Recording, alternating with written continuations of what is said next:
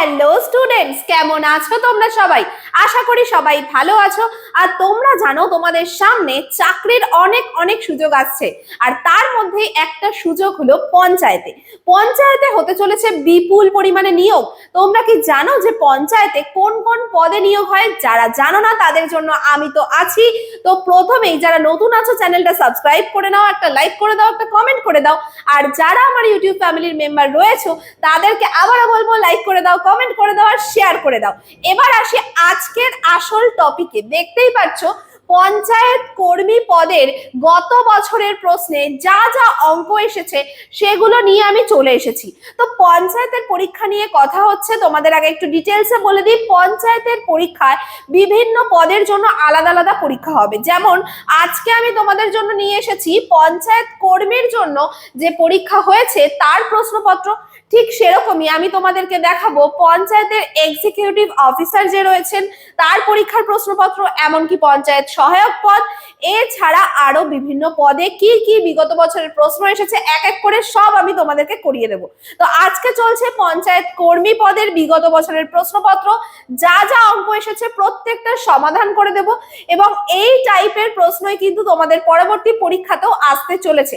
সময় নষ্ট না করে আজকের ক্লাসটা শুরু করবো। আর কারা এভাবেই প্রিভিয়াস ইয়ার কোশ্চেন করে যেতে চাও পঞ্চায়েতের জন্য, প্রত্যেকটা পদের জন্য পরীক্ষার প্রশ্নপত্র দেখতে চাও, তারা এক্ষুনি কমেন্ট করো ইয়েস লিখে। যত ইয়েস কমেন্ট পড়বে তত তাড়াতাড়ি তোমাদের জন্য ক্লাস চলে আসবে। তো চলো দেখা যাক গ্রাম পঞ্চায়েত কর্মী বা গ্রাম পঞ্চায়েত কর্মী পোস্টের জন্য আমাদের এই ক্লাসটা। প্রথমেই দেখতে পাচ্ছি একটা খুব সহজ যোগের অঙ্ক। আচ্ছা, যোগ বিয়োগ গুণ ভাগ এগুলো আশা করছি তোমরা সকলেই জানো, কারণ এটা শেখাতে হবে না। তো জলদি করে কোশ্চেন নাম্বার 1 এর উত্তরটা একটু কমেন্ট করে ফেলো তো। জলদি প্রত্যেকে কোশ্চেন নাম্বার 1 এর উত্তরটা কমেন্ট করে ফেলো। কিন্তু এটা দেখে ভেবো না যে সব অঙ্ক যোগ বিয়োগ গুণ ভাগই রয়েছে। এর মধ্যে সুদ কষার অঙ্ক আছে, লাভ ক্ষতির অঙ্ক আছে, অনুপাতের অঙ্ক আছে, সব চ্যাপ্টার থেকেই অঙ্ক আছে। শুধু দুটো অঙ্ক ছিল, যোগের আর গুণের। তো এই দুটো অঙ্ক আমি তোমাদের জন্য রাখলাম, তোমরা প্রত্যেকে কমেন্ট করতে থাকো। তারপর আমরা চলে যাব আমাদের আসল চ্যাপ্টারে, যেখান থেকে তোমরা অনেক কিছু শিখতে পারবে। আশা করছি প্রত্যেকের কমেন্ট করা হয়ে গেছে। কোশ্চেন নাম্বার 1 আনসার হবে অপশন নাম্বার ডি, 12,702। যারা যারা 12,702 উত্তর করেছে তাদের একদম উত্তর ঠিক আছে। কোশ্চেন নাম্বার 2 আবারও একটা গুণের অঙ্ক, এটাও তোমরা উত্তর করবে, তোমাদের জন্য হোমওয়ার্ক দিয়ে রাখলাম। প্রত্যেকে 2 লিখে আনসার কমেন্ট করো। তোমাদের কমেন্টের ওখানে আমি বলে দেবো কার উত্তর ঠিক হয়েছে আর কার উত্তর ভুল। তো চলো এটা সবাই একবার স্ক্রিনশট দিয়ে রাখো। আমি ক্লাসটা শুরু করি, তারপরে এটার উত্তর প্রত্যেকে কমেন্ট করবে। চলে যাচ্ছে 3 নম্বর প্রশ্ন, এবং এখান থেকেই শুরু হচ্ছে আমাদের শেখা, আমাদের জার্নি। তো কি আছে প্রশ্ন? বলছে কিছু টাকা ব্যাংকে এমন সুদে রাখা হলো যা 4 বছরের সুদে আসলে 1240 টাকা এবং 10 বছরের সুদে আসলে 1600 টাকা হয়। তাহলে আসল নির্ণয় করো। সরল সুদের অঙ্ক কিভাবে করতে হবে চলো দেখে নেবে। প্রথমত ধরে নাও যে তুমি পি টাকা ব্যাংকে রেখেছো, বলছে 4 বছর পরে তোমার ব্যাংকে সুদে আসলে হয়েছে 1240 টাকা। 4 বছর পর সুদ আর আসল মিলে 1240 টাকা হয়েছে। এবং 10 বছর পরে, 10 বছর মানে কি, প্রথম থেকে এই যে পি টাকাটা রেখেছো এখান থেকে 10 বছর পর, তার মধ্যে এই 4 বছরের হিসাব আমরা পেয়ে গেছি। 10 বিয়োগ 4, তাহলে বাকি কত বছরে? 10 বিয়োগ 4 মানে 6 বছরে টাকাটা হয়ে গেছে কত সুদে আসলে? 1600 টাকা। তাহলে 6 বছরে 1600 টাকা হয়েছে। খুব সুন্দর একটা জিনিস আমরা পেয়ে গেলাম এর থেকে। দেখো 6 বছরে তার মানে কতটা টাকা বাড়লো? 1600 মাইনাস 1240, তাহলে 6 বছরে বেড়েছে আমাদের 360 টাকা। তো আমরা বলতে পারি তো 6 বছরে যদি এই টাকাটা বাড়ে তার মানে 6 বছরে সুদ পাওয়া গেছে 360 টাকা। 6 বছরের সুদ যদি 360 টাকা হয় তাহলে প্রতি বছর বছর তোমাকে ব্যাংকে কত টাকা সুদ দেবে? এক বছরের সুদ কি হবে? 360 ভাগ 6 মানে 6 6 36 আর 0 60 টাকা। তাহলে এক বছরে ব্যাংক তোমাকে 60 টাকা সুদ দেয়। প্রথমে টাকাটা রাখা হয়েছিল কত বছরের জন্য? 4 বছরের জন্য। তাহলে 4 বছরের সুদ কত টাকা হবে? 4 গুণ 60 মানে 240 টাকা সুদ। এই যে আমাদের বলেছিল যে 4 বছর পরে সুদে আসলে 1240 টাকা হবে, এই 1240 টাকার মধ্যে সুদের পরিমাণ ছিল হচ্ছে 240 টাকা। তাহলে সুদ প্লাস আসলের থেকে সুদটা যদি আমরা বাদ দিয়ে দিই কি পড়ে থাকে? আসল পড়ে থাকে। তাহলে আমরা কি পেলাম? আসলের পরিমাণ 1000 টাকা। অপশন নাম্বার এ হয়ে গেল আমাদের রাইট আনসার। প্রত্যেকে দেখে নাও সলিউশন, একদম ডিটেলসে আমি তোমাদের বলে দিলাম কিভাবে এরকম অঙ্কের সমাধান করতে হয়। দেখো খুব সহজে করলাম, কম সময়ে করলাম, অথচ খুব সহজ সরল ভাষায় তোমাদেরকে আমি বুঝিয়ে দিলাম। আশা করি প্রত্যেকের বোঝা গেছে এবং আমার অঙ্কের ক্লাসে সবাই খাতা পেন নিয়ে বসে যাবে, আমার সাথে সাথে প্রত্যেকে অঙ্ক করতে থাকবে, তাহলে দেখবে আরো সহজে বুঝতে পারবে। ওকে, চলো তাহলে কোশ্চেন নাম্বার 3 আমাদের ডান। এবার আমরা চলে যাব কোশ্চেন নাম্বার 4 এ। কোশ্চেন নাম্বার 4 তোমাদের স্ক্রিনে দেখা যাক কি আছে। কারোর যদি মনে হয় আরেকটু সলিউশনটা দেখবে, অবশ্যই একটা স্ক্রিনশট তুলে নাও, আবার সলিউশনটা দেখবে বাড়িতে। 4 নাম্বার প্রশ্ন তোমাদের স্ক্রিনে কি বলছে? বলছে একটি কাজ, কি বলছে? বলছে একটি কাজ এ 10 দিনে করতে পারে, বি ওই কাজটি 20 দিনে করতে পারে। দুজনে সি কে সঙ্গে নিয়ে ওই কাজটি 5 দিনে শেষ করে। ওই কাজটি সি এর একা করতে কত দিন লাগবে? সময় ও কার্য চ্যাপ্টার থেকে এই প্রশ্নটা। এটা সমাধান করতে হয় এলসিএম মেথড বা লসাগু পদ্ধতিতে। তোমরা কারা কারা এলসিএম মেথড জানো আর কারা কারা জানো না অবশ্যই কমেন্ট সেকশনে জানাবে। যারা জানো না তাদের চিন্তার কোনো কারণ নেই, কারণ এলসিএম মেথডের যে অঙ্ক সেটা আমি টাইম অ্যান্ড ওয়ার্কের ক্লাসে করিয়ে দিয়েছি, অলরেডি ক্লাসটা দেওয়া আছে। যারা তোমরা ফাউন্ডেশন ব্যাচ এখনো দেখোনি, আমাদের ফাউন্ডেশন ব্যাচে দেখবে সময় কার্যের যে ক্লাসটা করানো আছে। যারা খুঁজে পাচ্ছ না একটা কমেন্ট করে যেও, আমি ওখানে লিংক দিয়ে দেব, প্রত্যেকে ক্লাসটা দেখে নেবে, তাহলে এই অঙ্কে কোনো অসুবিধা থাকবে না। আর যারা অলরেডি আমরা ক্লাস করেছো, জানো এই ধরনের অঙ্ক কিভাবে করতে হয়, তারা দেখো কিভাবে করবে। প্রথমে লিখলাম এ কত দিনে কাজ করে? 10 দিনে। এরপরে বলেছে বি কত দিনে কাজ করে? 20 দিনে। আর বলেছে সি কে সাথে নিয়ে, মানে এ যোগ বি যোগ সি তিনজনে মিলে করে 5 দিনে। যারা জানো না শিখে নাও। কি করতে হবে? 10, 20, 5 এর লসাগু করতে হবে। 10, 20 আর 5 এর লসাগু কত? 20। এখানে 20 লিখলাম। এবার আমাদের কাজ হচ্ছে ভাগ করা। এটাকে আমরা ধরে নেব মোট কাজ। এটাকে ধরে নেব কি? মোট কাজ। তাহলে কাজ দিয়ে আমরা যখনই দিনকে ভাগ করব আমরা পাই এফিসিয়েন্সি বা দক্ষতা। তাহলে 20 ভাগ 10 2, 20 ভাগ 20 1, 20 ভাগ 5 4। এগুলো আমরা কি পেলাম? দক্ষতা পেলাম। বলেছে যে সি একা কাজটা করলে কতদিন লাগে, তার জন্য আমরা কি বের করব? সি এর দক্ষতা কত সেটা বার করব। দেখো এবিসি এর একসাথে দক্ষতা 4, তার মধ্যে এ আর বি এর দক্ষতা কত? 2 যোগ 1 3। তাহলে এবিসি এর থেকে যদি এ আর বি কে বাদ দিয়ে দিই তাহলে সি এর দক্ষতা কত? 1। তাহলে সি এর কত সময় লাগবে কাজটা করতে? সময় সমান সমান কাজ বাই দক্ষতা। তাহলে কাজ হচ্ছে 20 বাই দক্ষতা হচ্ছে 1, তার মানে 20 দিন সময় লাগবে সি এর কাজটা একা করতে। অপশন নাম্বার সি হয়ে গেল রাইট আনসার। এই হচ্ছে এলসিএম মেথড। আশা করি যারা একেবারেই জানতে না তাদের কিছুটা অন্তত বোঝা যাচ্ছে যে এলসিএম মেথড কি করতে হয়। আরেকবার আমি তাদের জন্য রিপিট করব। এ 10 দিনে কাজ করে, বি 20 দিনে কাজ করে, এ বি সি একসাথে 5 দিনে কাজ করে। প্রথম আমাদের লসাগু করতে হবে। এদের লসাগু হলো 20। এবার ভাগ করো। 20 ভাগ 10 করলে 2, 20 ভাগ 20 করলে 1, 20 ভাগ 5 করলে 4। এগুলো আমরা পেলাম দক্ষতা। এর মানে কি?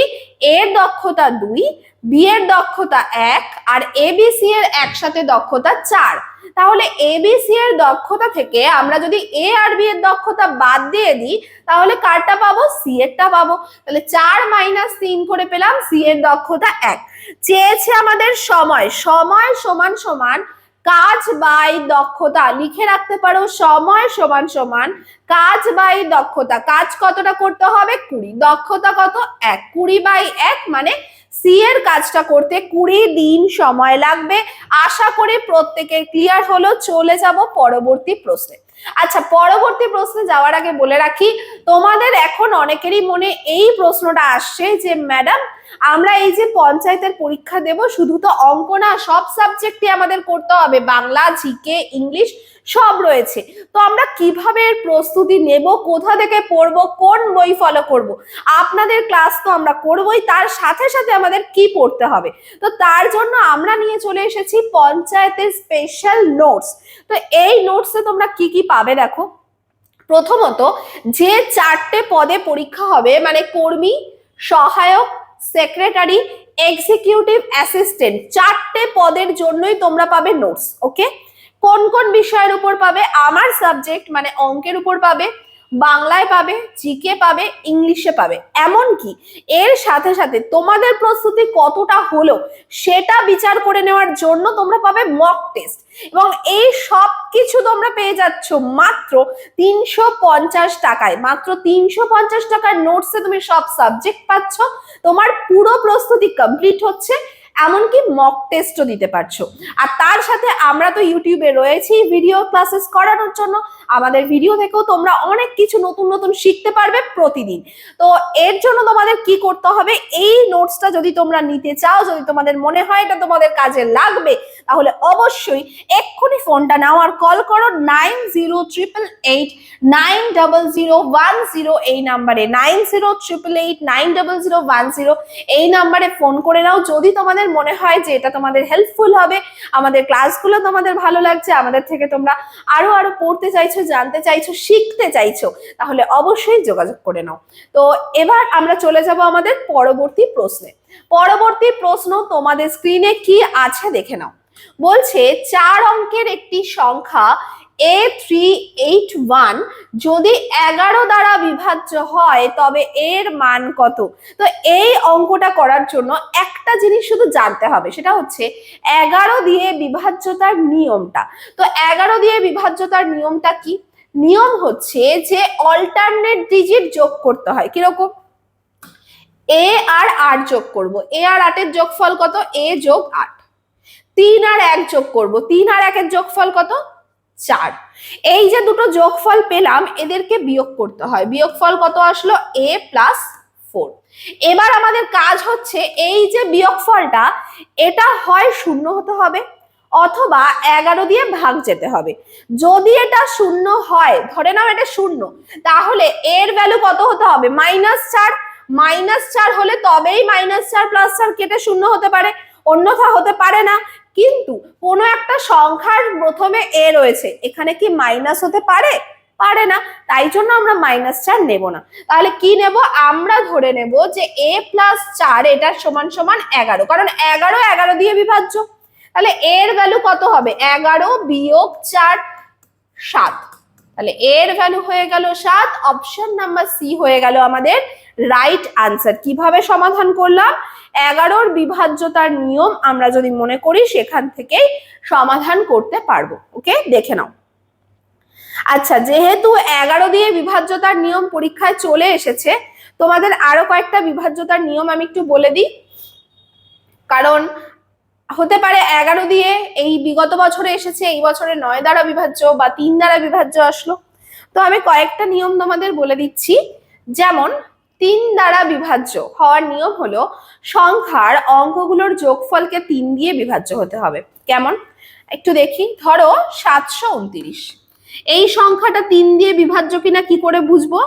এগুলো যোগ করো, 7 আর 2 এ 9, 9 আর 9 18, 18 3 দিয়ে ভাগ যায়, তার মানে সংখ্যাটাও 3 দিয়ে ভাগ যাবে। ঠিক একইভাবে 9 দ্বারা বিভাজ্য, যদি এই যোগফলটা 9 দিয়ে ভাগ যায়, তাহলে সংখ্যাটা 9 দিয়ে ভাগ যাবে। একইভাবে দেখো, 7 আর 2 9, 9 আর 9 18, 18 9 দিয়ে ভাগ যায়, তার মানে সংখ্যাটাও 9 দিয়ে ভাগ যাবে। বোঝা গেল? তাহলে এইটা হচ্ছে 3 দিয়ে আর 9 দিয়ে বিভাজ্যতার নিয়ম। এরকমই সব সংখ্যা দিয়ে বিভাজ্যতার নিয়ম হয়। তোমরা যদি চাও, যদি কমেন্ট করো, তাহলে কিন্তু আমি খুব তাড়াতাড়ি এই বিভাজ্যতার নিয়ম সম্পর্কিত একটা আলাদা ক্লাস তোমাদের দেব, যেখানে তোমরা শুধুমাত্র সব সংখ্যার বিভাজ্যতার নিয়মগুলো শিখতে পারবে। তো তার জন্য কি করতে হবে? কমেন্ট করতে হবে আর প্রচুর শেয়ার করতে হবে। একটা জিনিস বুঝতে পারছো তোমরা, যত তোমরা শেয়ার করবে, আমি তত বেশি স্টুডেন্টদের কাছে পৌঁছাতে পারবো, তত যত বেশি ভালোবাসা পাবো এবং তোমাদের থেকে যত আমি ইন্সপিরেশন পাবো, ততই কিন্তু সারাদিনের ব্যস্ততার মাঝেও গিয়ে তোমাদের জন্য ভিডিও করতে আসবো। এইটুকুই তোমাদের থেকে দাবি এবং এইটা কিন্তু তোমাদেরকে পূরণ করতেই হবে। প্রত্যেককে লাইক একটা করে যেতে হবে, যারা এই ক্লাস থেকে কিছু অন্তত শিখতে পারছো তাদের অবশ্যই একটা লাইক করতে হবে, একটা কমেন্ট করতে হবে, আর বন্ধুদের সাথে শেয়ার করতে হবে। জাস্ট এইটুকু, ঠিক আছে? চলো চলে যাচ্ছি পরবর্তী কোশ্চেনে। কি বলছে? বলছে যদি 3টি আমকে 4টির ক্রয় মূল্যে বিক্রয় করা হয় তাহলে লাভ কত হবে? আচ্ছা, আমি ধরে নিলাম একটি আমের ক্রয় মূল্য 1 টাকা। একটি আমের ক্রয় মূল্য আমি ধরে নিলাম 1 টাকা। এখানে কটা আমকে বিক্রি করতে বলেছে? 3টে আমকে। তাহলে 3টি আমের ক্রয় মূল্য কত টাকা হবে বলো? 3 টাকা। একটা আমের দাম যদি 1 টাকা হয়, 3টে আমের দাম 3 টাকা। এখন অনেকেই আমাকে বলবে যে ম্যাম 1 টাকায় যদি আম পেতাম তাহলে আমরা অনেক আম খেতে পারতাম, তাই তো? না, এরকম কিছু ভাবার কারণ নেই, এটা শুধুমাত্র অঙ্কে, ঠিক আছে? আচ্ছা, তাহলে 3টে আম আমরা পেলাম কত টাকায়? 3 টাকায়। এবার বলছে 3টে আমকে 4টে ক্রয় মূল্যে বিক্রয় করা হলো। তাহলে 3টি আমের বিক্রয় মূল্য কার সমান? 4টের ক্রয় মূল্যের সমান। এবার ভাবো, একটার ক্রয় মূল্য 1 টাকা মানে 4টের ক্রয় মূল্য 4 টাকা, তাহলে 3টের বিক্রয় মূল্য কি হবে? 4 টাকা। তাহলে তুমি কোনো একটা জিনিস 3 টাকা দিয়ে কিনে এনেছো আর 4 টাকায় বিক্রি করছো, তার মানে তুমি কত টাকার লাভ করলে? 1 টাকার লাভ করলে। কার উপরে লাভ করলে? লাভ সব সময় ক্রয় মূল্যের উপরে হয়। তাহলে কতর উপরে লাভ করলে? 3 টাকার উপরে। পার্সেন্টেজে চেয়েছে, তার মানে 100-তে কত? 1/3 গুণ 100 করলে পাবে 33 পূর্ণ 1/3 পার্সেন্টেজ। অপশন নাম্বার সি হয়ে গেল আমাদের রাইট আনসার। দেখে নাও সলিউশন। লাভ ক্ষতি থেকে খুব সহজ একটা প্রশ্ন দিয়েছে, তো দেখে নাও প্রত্যেকে সলিউশন।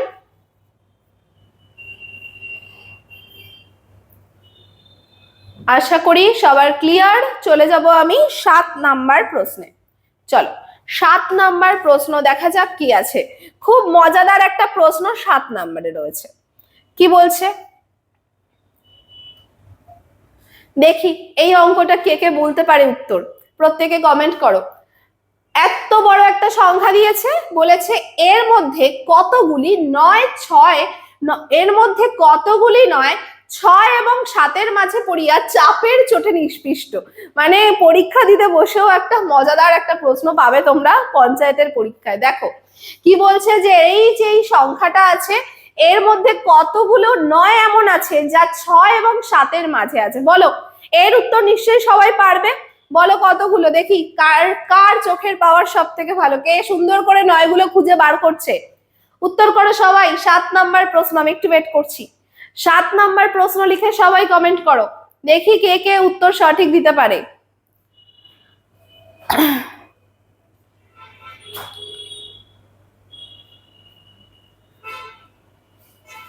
আশা করি এতক্ষণে সবার দেখা হয়ে গেছে, এটা আর বেশি সময় লাগার কথা না। আচ্ছা, প্রথম 9টা দুটো 6-এর মাঝে আছে, হবে না। পরের 9টা 6 আর 9-এর মাঝে আছে, হবে না। তারপরের 9টাও 6 আর 9-এর মাঝে আছে, হবে না। এই 9টা 6 আর 7-এর মাঝে, তাহলে এটা আমরা কাউন্ট করতে পারবো। পরের 9টাও দেখো 6 আর 7-এর মাঝে আছে, আমাদের তো বলেনি যে 6 আগে থাকবে 7 পরে থাকবে, শুধু বলেছে 6 আর 7-এর মাঝে পড়ে আছে। তাহলে এই 9টাও আমরা হবে। এই 9টাও 6 আর 7-এর মাঝে আছে, এই 9টাও 6 আর 7-এর মাঝে আছে, আর কোনো 9 নেই। কটা 9 পেলাম? 4টে। উত্তর হবে অপশন নাম্বার সি 4 হয়ে গেল আমাদের রাইট আনসার। আশা করি সবার ক্লিয়ার। চলে যাব পরবর্তী প্রশ্নে। বলছে একজন তার মাহিনার 10% ব্যাংকে জমা করার পর অবশিষ্ট টাকার 4% বাড়ি ভাড়া দেন। তার মাহিনা 5,000 টাকা হলে কত টাকা তিনি বাড়ি ভাড়া দেন? দেখো 5,000 টাকা তার মাইনে ছিল, 5,000 টাকার মধ্যে সে 10% ব্যাংকে জমা করে, তাহলে 5,000 গুণ 10/100। যদি আমরা কাটাকুটি করি তাহলে আমরা পাচ্ছি কত টাকা? 500 টাকা। তার মানে 5,000 টাকার মধ্যে 500 টাকা ব্যাংকে জমা করলো। অবশিষ্ট টাকা, তাহলে অবশিষ্ট টাকা কত? 5,000 মাইনাস 500, মানে 4,500 টাকা অবশিষ্ট আছে। অবশিষ্ট টাকার 4% বাড়ি ভাড়া দেয়, তাহলে 4,500 টাকার 4% আমাদের বার করতে হবে, গুণ 4/5। 100, কাটাকুটি করলে দুটো শূন্য কাটলো, 4 দিয়ে গুণ করছি, 4 5 20, শূন্য হাতে 2, 4 4 16 আর 2 18, তার মানে 180 টাকা বাড়ি ভাড়া দেন। অপশন নাম্বার সি হয়ে গেল আমাদের রাইট আনসার। দেখে নাও সলিউশন, প্রত্যেকে সলিউশন দেখে নাও। 180 টাকা হয়ে গেল আমাদের রাইট আনসার।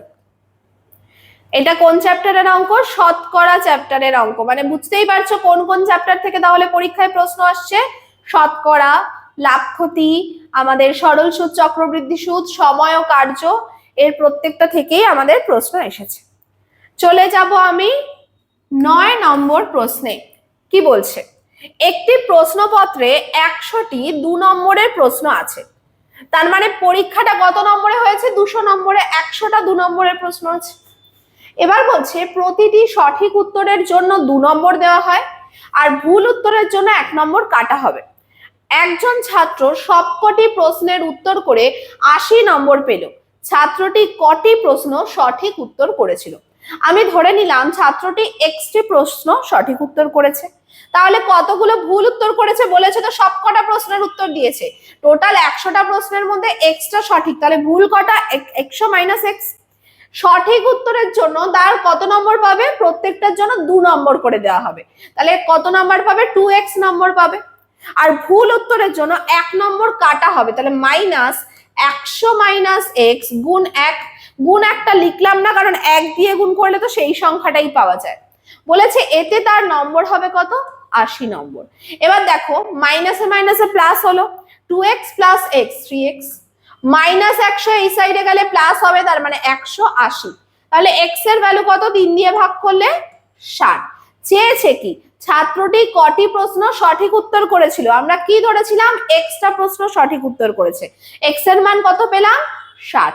উত্তর হয়ে গেল অপশন নাম্বার বি। দেখে নাও সলিউশন। এটা আমি একটু ব্রড মেথডে করলাম, এর শর্টকাট আছে, কিন্তু পঞ্চায়েতের পরীক্ষায় এর থেকে বেশি শর্টকাট দরকার পড়ে না, সেই জন্য দেখালাম না। ঠিক আছে, এসএসসি ব্যাংক এগুলোর জন্য হলে আর একটু শর্টকাটে বলতাম, বাট এক্ষেত্রে প্রয়োজন পড়বে না। খুব বেশি শর্টকাটের জন্য এমন করো না যে খুব কঠিন করে ফেললাম আর পরীক্ষায় গিয়ে করতেই পারলাম না। এর থেকে ভালো একটু সময় নিয়ে ঠিক অঙ্ক করে আসা। চলো 10 নাম্বার প্রশ্নে আমি চলে যাচ্ছি। কি আছে এবার? একটা অনুপাত চ্যাপ্টারের প্রশ্ন। কি আছে দেখা যাক। বলছে এ ও বি এর আয়ের অনুপাত হলো 3:2 এবং 5:3 হলো তাদের ব্যয়ের অনুপাত। যদি প্রত্যেকে 1000 টাকা করে জমায় তাহলে বি এর আয় কত? আচ্ছা, এখানে বলে রাখি যে আমাদের আয়, ব্যয় আর সঞ্চয়ের সম্পর্ক কি। আয় থেকে ব্যয় বাদ দিলে সঞ্চয় পাওয়া যায়, মানে ধরো আজকে 100 টাকা তুমি আয় করলে, তার থেকে 20 টাকা তুমি খরচ করে দিলে, তাহলে জমলো কত টাকা? 100 বিয়োগ 20 80 টাকা। ঠিক একই ভাবে আয় থেকে সঞ্চয় বাদ দিলে কি পাওয়া যায়? ব্যয় পাওয়া যায়। তো সেখান থেকেই আমরা কিভাবে করব? আমি ধরে নিলাম এর আয় 3x টাকা আর বি এর আয় 2x টাকা, তাহলে এর যে সঞ্চয় 1000 টাকা, এটা যদি আমরা বাদ দিয়ে দিই এর ব্যয় পাবো, আর বি এর সঞ্চয় 1000 টাকা বাদ দিয়ে দিলে বি এর ব্যয় পাবো। দুজনের ব্যয়ের অনুপাত বলা আছে 5:3, মানে 5/3। এটা আমরা ক্যালকুলেশন করব। কিভাবে করব? কোনাকুনি গুণ করছি, দেখো 3 তিরিকে বা এইদিকেও গুণ করতে পারি, 5 দিয়ে করলাম, 5 তো করি 10, 10x মাইনাস 5000, এদিকে গুণ করছি 3 তিরিকে 9, 9x মাইনাস 3000। 10x থেকে 9x টা এই সাইডে গেলে বিয়োগ হবে, মানে 10 থেকে 9 বাদ দিলে x থেকে যাবে, মাইনাস 5000 এই সাইডে গেলে প্লাস 5000 হবে, 5000 বিয়োগ 3000 করলে 2000 হবে, তাহলে x এর ভ্যালু আমি পেলাম 2000। কি চেয়েছে? বি এর আয় চেয়েছে। বি এর আয় কত ধরেছিলাম? 2x ধরেছিলাম, তাহলে 2 গুণ 2000, তাহলে বি এর আয় দাঁড়ালো 4000 টাকা। এটা হবে আমাদের উত্তর। অপশন নাম্বার বি হয়ে গেল রাইট আনসার। দেখে নাও সলিউশন।